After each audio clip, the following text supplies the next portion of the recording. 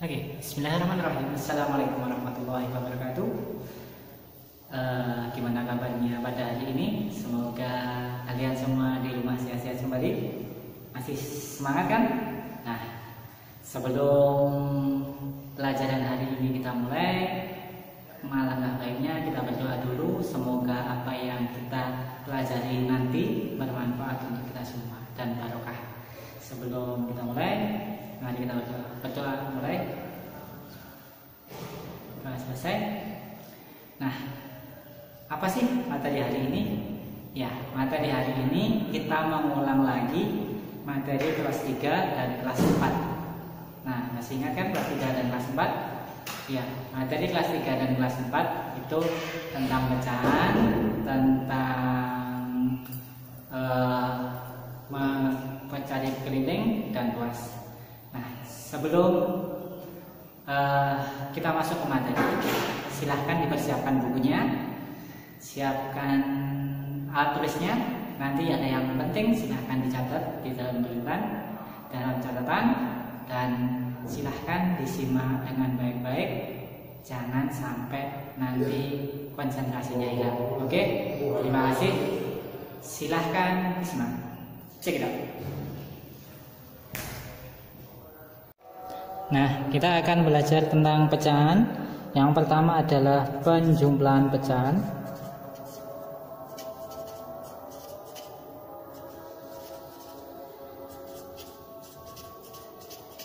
Nah, penjumlahan pecahan nanti ada dua. Yang pertama yaitu penjumlahan yang penyebutnya senilai. Contoh, itu kan, misalkan 1/4 ditambah 2/4, ini kan. Nah, dilihat di bawahnya, angka yang di bawahnya ini adalah penyebutnya. Jika penyebutnya sama, maka caranya adalah yang bawah itu tetap 4, nggak usah ditambahkan. Yang dijumlahkan adalah yang pembilangnya 1 tambah 2, 3. Nah, selesai. Ini untuk penjumlahan yang penyebutnya senilai. Misalkan ada penjumlahan 2 ditambah 2/8 ditambah 3/8. Caranya sama. Kalau bawahnya sudah sama, otomatis tinggal menambahkan yang atasnya. 8-nya yang bawahnya ditulis kembali, yang atasnya tinggal menjumlah 2 tambah 3 sama dengan 5. Terus bagaimana jika penjumlahannya yang penyebutnya berbeda? Nah, kalau penjumlahannya yang penyebutnya berbeda, misalkan ini, misalkan ada 1/3 ditambah 2/5, gitu kan. Nah, ini kan penyebutnya beda. Nah, kalau penyebutnya beda, itu caranya yang pertama kita cari dulu KPK-nya. Nah, KPK itu kita sudah pelajari di kelas 4. Ingat-ingat kembali pelajaran KPK-nya, mencari KPK gimana. Nah, Ustadz akan review sedikit. Ini KPK 3 dan 5. Berarti sini rata-ratanya 3 kelipatan 3. Kelipatan 3 itu berapa? Kelipatan 3 itu berarti 3, 6, 9, 12, 15, 18, dan seterusnya. Kalau kelipatannya 5, itu ada 5, 10, 15, 20, 25, dan seterusnya. Nah, terus caranya gimana? Dicari angka-angka yang di atas dan di bawah ini yang sama. Yang sama adalah yang ada di dua-duanya. 5 di sini nggak ada, berarti yang sama ini 15 dengan 15. Nah, kalau sudah ketemu 15, berarti ditulis kembali yang bawah gini kan. Nah, kalau bawahnya ini 15, sininya juga 15, sini 15. Terus langkah berikutnya gimana? Langkah berikutnya yaitu 3 berubah ke 15 itu dikali berapa? Ya, dikali 5. Berarti kalau yang bawah dikali 5, yang atas juga harus dikali 5. 1 kali 5, 5. Terus yang kedua, ini 15. 5 berubah menjadi 15 dikali berapa? Dikalikan 3. Yang atas juga kalikan 3. 2 kali 3, 6. Nah, kalau sudah sama bawahnya, berarti tinggal sama dengan. Berarti yang bawah tetap 15 karena sudah sama. Terus kemudian yang atas, nah tinggal menyebelahkan 5 tambah 6, berarti 11. Selesai. Nah, mudah kan? Oke, diingat-ingat kembali, coba lagi. Misalkan Ustadz punya 2/5 ditambah 4/7, ini kan? Nah, caranya sama, dicari KPK-nya. KPK dari berapa? Dari yang bawahnya yang berbeda ini, berarti dari 5 dan 7. Kelipatan 5 itu ada 5, 10, 15, 20, 25, 30, 35, dan seterusnya gitu kan. Nah, kalau 7 kelipatannya berapa? 7, 14, kemudian ada 21, 28, 35, kemudian ada 42. Nah, kita cari mana yang sama angka-angka ini. Yang sama yaitu 35. Berarti caranya ditulis kembali di sini. Ini kan? Sini berarti 35, sini 35. Nah, ini berubah 5 berubah ke 35 dikali berapa? Ya, dikali 7. Berarti yang atas juga kalikan 7. 2 kali 7, 14. Nah, terus selanjutnya 7 ke 35 dikali berapa? Ya, dikali 5. Yang atas juga kalikan 5. 4 kali 5, 20. Nah, kalau bawahnya sudah sama, berarti tinggal menjumlahkan. Berarti sini 35 tetap, yang atasnya berarti 14 tambah 20 sama dengan 34. Nah, seperti itu. Terus kemudian tadi adalah penjumlahan. Sekarang pengurangan. Pengurangan itu caranya juga sama. Caranya juga sama. Nah, selanjutnya kita akan belajar untuk pengurangan. Pengurangan caranya sama dengan untuk penjumlahan. Misalkan ya, saya punya dengan penyebut yang sama dulu. Misalkan ada 2/5 dikurangi 1/5. Ini kan sama dengan berapa? Lihat bawahnya dulu. Nah, kalau sudah bawahnya sudah sama, berarti tulis kembali yang bawah. 5, 5, 5. Nah, sekarang 2 dikurangi 1, 1. Mudah kan kalau misalkan ini ya sama. Misalkan ada lagi 7/12 dikurangi 5/12. Nah, caranya gimana? Sama. Dilihat bawahnya, kan bawahnya sama kan? 12 kan? Ditulis kembali 12. Nah, sekarang langkah kedua yaitu 7 dikurangi 5. Berapa? 2.